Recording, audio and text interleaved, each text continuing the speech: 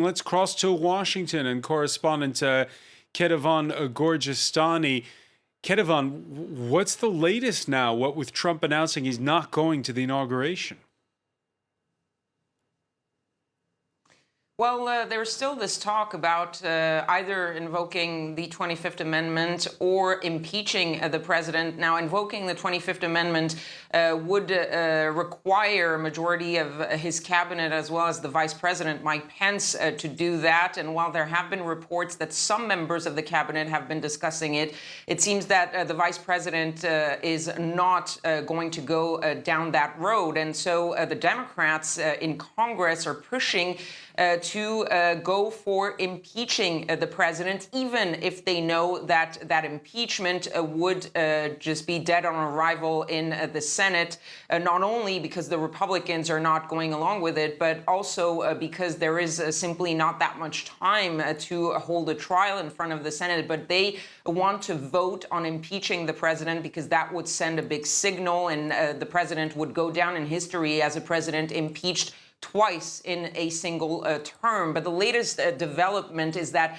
really Congress is trying to act not only to give a signal, not only to try to punish the president, but also to protect the United States for the final days. Nancy Pelosi sending a letter to Congress earlier today saying that she had spoken to the chairman of the Joint Chiefs of Staff, Mark Milley, to discuss available precautions for preventing an unstable president from initiating military hostilities or accessing the launch codes and ordering a nuclear strike. The House Speaker speaking to the chairman of the Joint Chiefs to prevent an unstable president, in her words, from accessing the nuclear codes. This is where we are right now, 12 days before the inauguration of Joe Biden. Wow, in the world's most powerful nation. Kethevane, remember, November 3rd, the first there's the election, then there's Trump's refusal to start the transition process, and now this. Where does power lie right now where you are?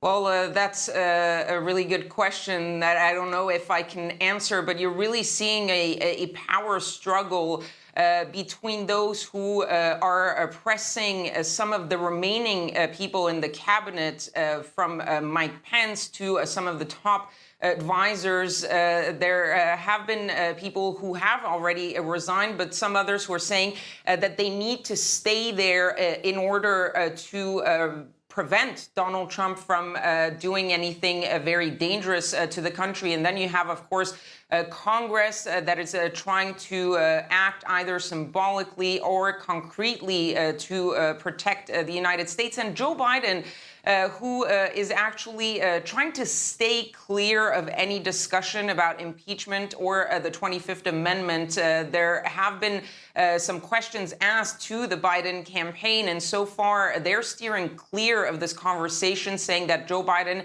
is working on the transition. He's working on preparing and starting work on day one of his administration, and the president-elect really not wanting to get into this conversation. And a lot of people also saying that this might not be the best idea with just 12 days left, because they feel that impeaching Donald Trump or invoking the 25th Amendment would only consolidate the belief among his base, his core supporters, that there is a deep state out to get him and that Washington is trying to remove the president. Kethevane Gorjestani, many thanks for that live update.